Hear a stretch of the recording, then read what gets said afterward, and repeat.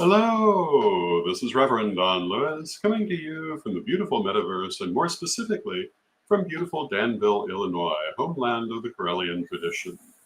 And this is Midday with Reverend Don. Welcome, everyone.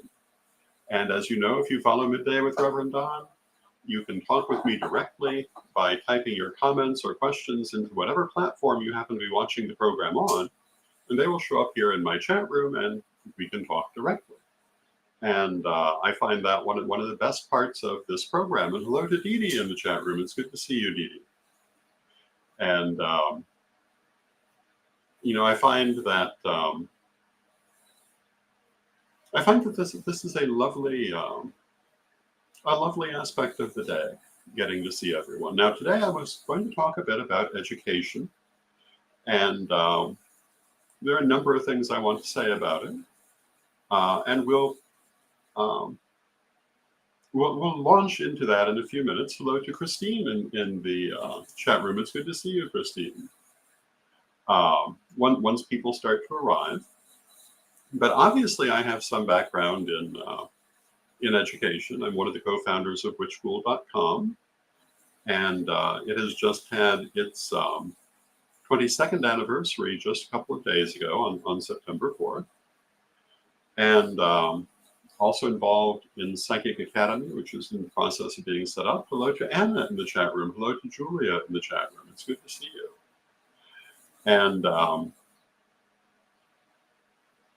these have been very important parts of my life, and I suppose I can't say that I was surprised to find myself heavily involved with education, because I did train to be a high clergy person, which includes teaching. I did start working on lessons very early on in life. Hello to Tommy in the chat room. But it was really in the 90s that the lessons that became the Corellian first degree lessons were actually written. And as I say, I had worked on this idea earlier, but not with nearly the same success, which isn't entirely surprising, given that the longer you live, the more you understand about what you're doing. We've talked about some of the things that I took into account in writing those lessons, one of which was accessibility and relevance. Well, I suppose that's two, but you know what I mean. And a lot of this was guided by Edward, who very pointedly reminded me that the persons who were going to be reading these lessons did not have a background before they came to them necessarily. There might be a few, but most were encountering these ideas for the first time. And that meant that they had to be explained as if they were being explained for the first time. And this is a very important aspect of education. Whether we're talking about metaphysical education or any other, you cannot assume that somebody just knows something because you know it. You have to assume that they likely do not. And if it's something that is not part of general culture, you're going to have to explain it. We were talking yesterday about the difference between a censor and a thurible. And of course, a thurible is a censor, but not all censors are thuribles. But unless you're in metaphysics or religion in general, you're not going to have ever heard either of those terms in all likelihood. If you just throw the word thurible into a piece on the subject of incense, people who don't have a background are going to be wondering what it is. Now, that might send them off to look it up online. In the old days, might have sent them to a thesaurus. But it also might just leave them feeling turned off by not understanding what they're reading. It's much better to explain what the thurible is. Now, through Witch School, we reached thousands of people. And for a long time, Witch School was a state-of-the-art site. It might be a little hard to remember that now, but back in 2001, that site was extremely well done, and that programming lasted for the better part of 20 years. um, and might actually have lasted longer had it um, been addressed differently. Now, Dee says the beauty of it is even those of us that come from other schools of the craft/Wicca is basically a refresher of the things we may already know. Plus, it gives us, it gets us prepared for the initiation current that starts to pull us towards it if we are called. I've had my first degree finished for about a week or so now. And the closer I get to initiation, the more thankful I am for the refreshers of the first degree. Thank you, Dee. In writing the first degree, I have to agree, even if you already know the material, it's good to have those refreshers. And one of the things I did in writing the standardized Corellian materials is I constantly referred to certain things. I brought them back repeatedly to show their importance, to help people to make sure they got them. I didn't just let it sit there once and just assume people will get it. Although people tell me if you go back and read them repeatedly, you find new things you missed the first time, which I am very flattered by. It is a very good refresher, I think. And depending on the background you're coming from, even if you're coming from a background, some of those things might not have been there. I was talking yesterday about spiritualists. And this is not true for all spiritualists, but it was true for spiritualists I worked with fairly early in my life. Grounding had not been a particularly strong thing for them. They would have been greatly helped by studying any material that talked about grounding. It would have been very helpful for them in terms of handling the energies they were handling. But in some branches of spiritualism, it simply is not one of their customs. So I tried to put in everything that I could put in, and I tried to put it in the most accessible manner. And we were very pleased. And, I was talking previously about how we were able to reach people who could not otherwise be reached. People who are geographically isolated. Our former Dean of Mentors, Carla Summers, lived in South Dakota in a small town where there was very little, if any, other people interested in Wicca. She also came to us with a back injury at the time, and she was able to study with us despite being disabled, which would not have been true necessarily in a real-time community at that time.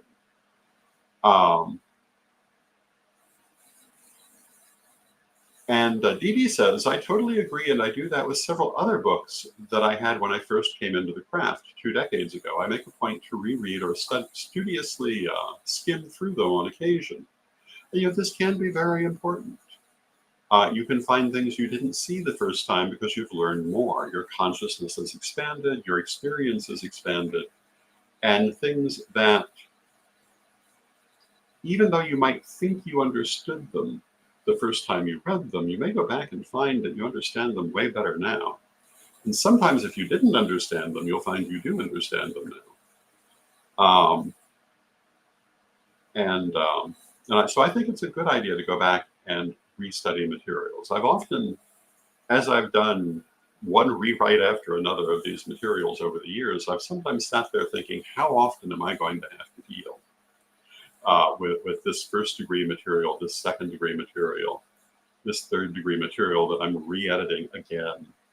But it's actually really, really helpful to do that, because for me, that's how I go back and reread them when it's time to update them. And it's been quite interesting. And as I say, we reached people who were either geographically isolated or physically isolated. And we trained thousands of people. In the Corellian tradition, we trained literally thousands of priesthood. And a couple of dozen archpriesthood over the period of these many years.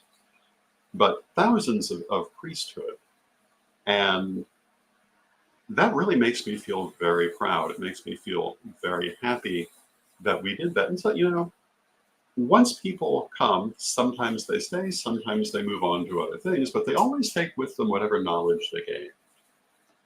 One of the things that we found in 2009 when we went to Australia um, was that there were a lot of people studying through witch school in Australia, a lot of people studying Corellian materials in Australia, but for various political reasons. And what does that matter? In my mind, they were getting good information that was teaching them a practical way of using these skills.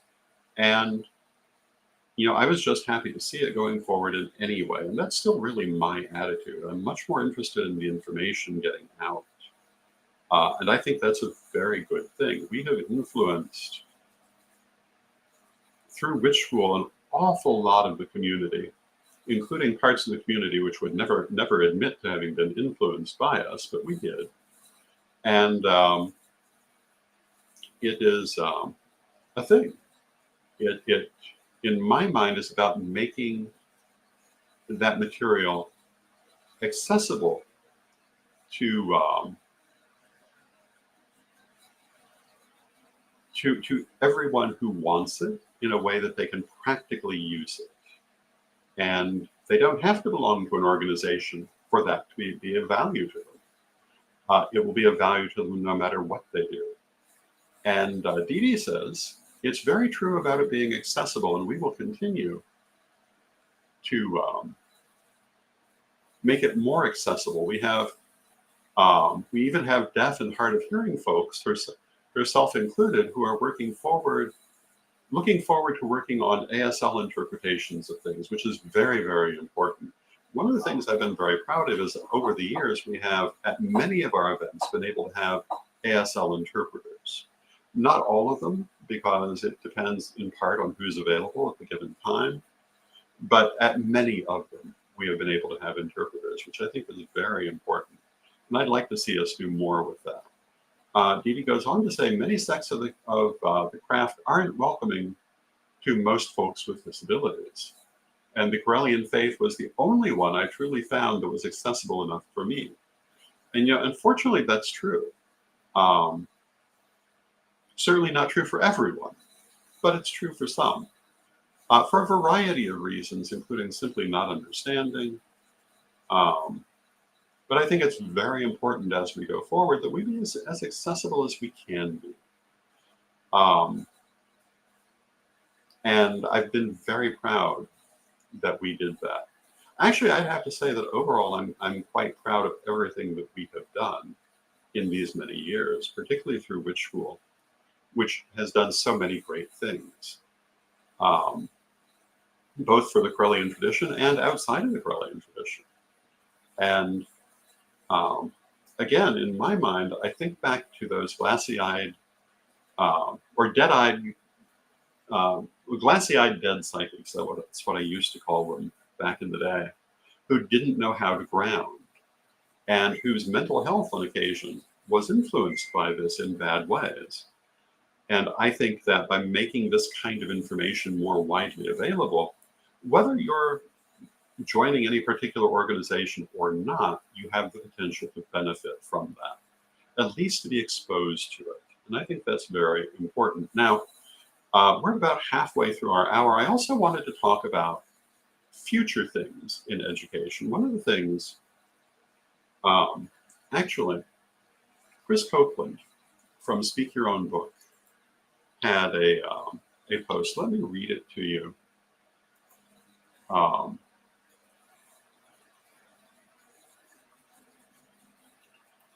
And I want to take off kind of from there.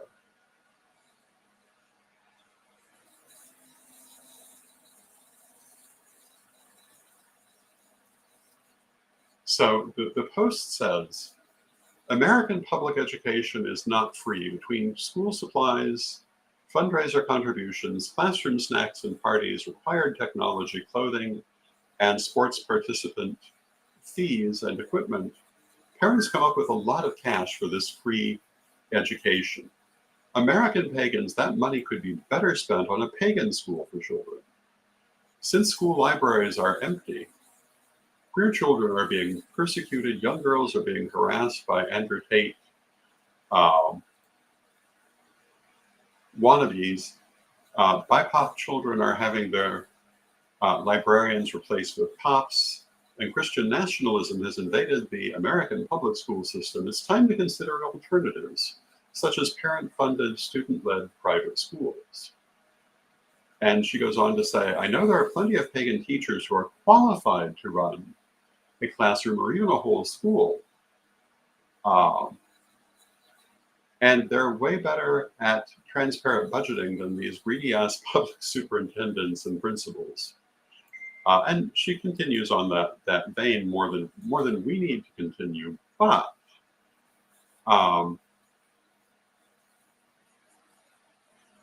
I do want to speak to this issue that she's raising and some ideas about it. But first, I see that Tommy in the chat room, hello, Tommy, says, if I may ask, I am disabled and I would like to know, is Witch School affordable for someone like me? Well, Witch School has always had a free alternative for many of our classes. And that includes up to like 35 classes to get started at. And it's also available at a monthly fee, which, if I remember correctly, was $5. So I would think that would get everything. I would think it could be affordable. And I'm not certain at this time because I'm not really involved in running Witch School at this point. But I would think that you might also talk to them about possible scholarships as well. We used to give those quite regularly. So yes, I think it could be, I would think it should be affordable, particularly at the very beginning of study. And of those 35 classes that are offered for free, several took a whole year to complete if you do it properly. And so they would hold, they would take quite a bit of time, and they offer quite a bit of instruction for no particular charge. Also, it used to be that if you were to become a mentor, you could become a free lifetime member. I'm not quite sure what they offer now, but I'm sure there's something similar. The last I knew, I believe you could still become a full lifetime member by becoming a mentor. So it could be affordable that way also. Now, coming back to the idea of pagan public schools,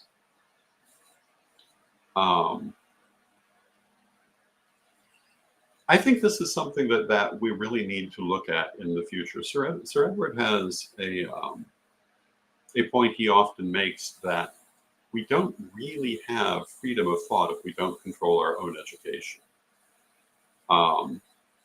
If someone else controls your education, they also control a lot of what you're going to think. And also whether you're going to think. I don't know that most people realize that thinking on one level is something we do naturally, but on another level, it's an art you have to learn. Some people are far better at it than others, and those who are far better at it have usually been taught how to think, how to use critical thinking skills. My mother, even though I certainly don't claim to be the greatest critical thinker, but my mother started teaching me critical thinking when I was a toddler. She had a game that we would play called I Spy with My Little Eye, which comes actually out of Jesuit teachings. And you would pick something in the room, and the other person would have to guess it based on clues that you gave. And this was a way to learn how to look at things for what they are, see their details clearly, and repeat them. And usually the first question was, is it bigger than a bread box? Which would be meaningless to anyone today, because who today has a bread box? But back in those days, bread boxes were still used. Not so much now, of course. But this is a very useful technique in learning critical thinking. There are many others. It doesn't have to be a deep exercise in an intellectual way. It's a matter of learning how to do it by habit and by how you look at things. And I think we desperately, desperately need that in our education system. Because the truth is, the person, um, it's not the person who necessarily has all the right answers who is always going to be in a good position. It's the person who knows how to ask the right questions. Because if you can ask the right questions, you can get the right answers. Now, in terms of why we don't have this in the pagan community, there are a lot of pagans who have wanted to do this. There are certainly some out there right now who would like to do this, to have an actual education system for our young people. The closest we've come is that there are people doing pagan home education systems. But there are a variety of reasons why that really isn't the ultimate answer. One of which is that it very often relies on systems that have been created in other religions being adapted into pagan thought. And it also tends to limit physical interaction, which can be very important. And, there are a couple of reasons I think that we haven't seen more progress on this. One of them is that some of the people who really want to do it are the last people who should be doing it.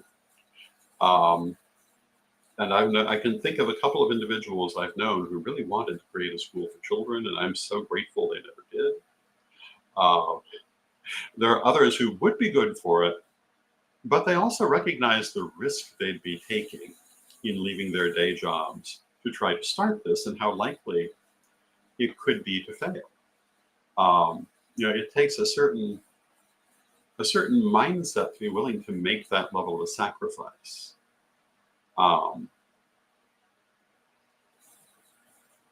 And for all that as a community we say we want it, can we in fact support it? That's a totally different question. Obviously, for the vast majority of people who want it, it would be a distance learning system. Only a few could be in any given place in physical time. And I'm not even sure physical time is in the future of education at all, not just ours. But I think it's something we really need to be looking at for our future. I talk a lot about how if we want to control our image, then we must control our image. If we want to control our future, we also must control our future. And what is the future? The children are the future.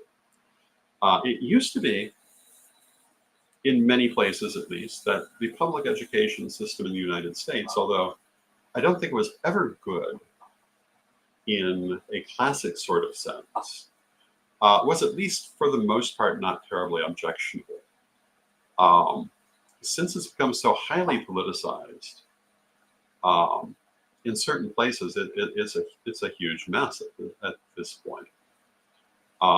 With certain individual political parties and religions wanting to extend control over it in ways that are disadvantageous to everyone else. So I think that developing a school system is a very good idea. I'd like to see people start to talk about this. But here are the things that are necessary for that to happen. And that is actual pagan school teachers willing to give their time and effort to it. People with higher degrees in education willing to give their time and effort to it. It's not going to happen without a lot of organization. It can't happen just because people want it unless they're also willing to build it. That building thing is one of the harder things that there is to do in the world. One of the harder things in our community also, because there is a certain tendency in our community for a certain segment of the community to attack anyone who builds anything, which makes people a little bit less inclined to do it. But these are the things that will be necessary to do it. And the other thing, of course, and this will be an issue, is that we would need to have at least some agreement on what we consider a desirable education. And I can tell you that if I were to try to put such a thing together, there'd be a lot of people who would probably feel that I was trying to move a little too fast, although I don't think so. I remember years ago there was a school in Chicago, a private school, which was noted, among other things, for having elementary school children studying Shakespeare and enjoying it. I think personally that any such educational system must be multilingual from the very beginning, and I think more than just bilingual.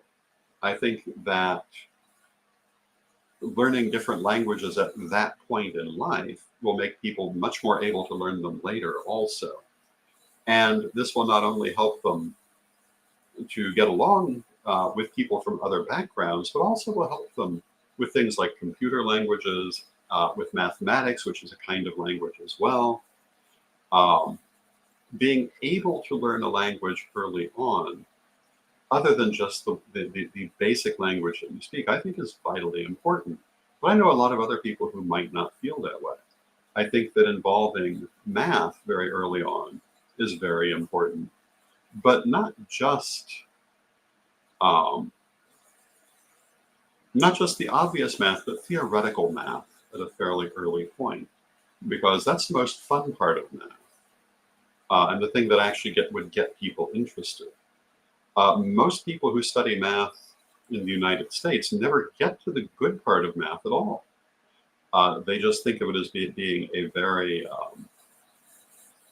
difficult, not fun subject for most of them, whereas it actually could be presented very differently. Music is another language that I think needs to be there very early on. Why does it need to be there? Well, partly because of creativity, but also because of that ability to learn things. Learning music makes you more able to learn other things later. These are some of the things I'd like to see. And I think that if you look historically at the education of upper class children, who are the ones who are being educated historically, they were much farther along, much earlier in life than the vast majority of students today. And one reason was that nobody assumed they couldn't. And of course, they also were able to get more individual attention. But if you look at things that were written by, for example, Elizabeth I, when she was in her preteen period, you'd be seeing college students writing at that level today if they could. What's the difference? Well, she was exposed to these ideas. That was basically the difference. I think we make a terrible mistake talking down to students. But these are some of the things I would love to see in such a program. But they also speak to how that agreement on what's going to be there is going to be very important. Because many of the things I've just described are not things that other people would necessarily consider to be equally important. But I'd like to see us have more of a conversation about education for young people in our community, either as an augmentation to the existing public schools or as a replacement. I think it really is time for us to go there after all these many years. So with that, I see we've come to the end of our half hour. I hope you found it interesting. Thank you, everyone, for being here. I love spending this time with you. I love you all. Thank you. And let us close with our prayer as we always do. Divine Mother Goddess, Divine Father God, beloved ancestors, we thank you for all that you do in our lives, and we pray that we shall go forward together, hand in hand, for many years to come. We ask you to help us to see the things that we need and to help us to think critically as we go forward in our lives. Help us to see things in practical and useful ways. Beloved Mother Goddess, beloved Father God, beloved ancestors, with great love, we thank you, and knowing you are always with us, but from respect, We thank you for your presence, and may you be blessed now and always. And may you be blessed now and always, and I will see you tomorrow. And until next time, may your blessings